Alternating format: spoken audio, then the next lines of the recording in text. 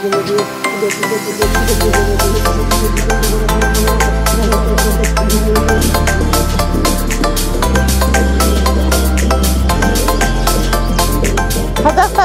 жаңа жылмен құттықтаймыз. 2020 бар жақсылықты, бар бақытты тілейміз.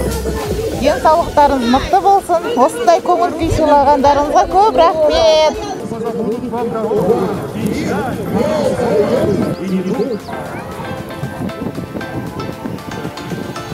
Бүгін Байқоңыр ауданында Жастар сарайы маңында шырша жағу рәсімі өтті. Біз қазақ еліне ашық аспан және де мол бақыт тілейміз. Жаңа жыл мерекесі құтты болсын.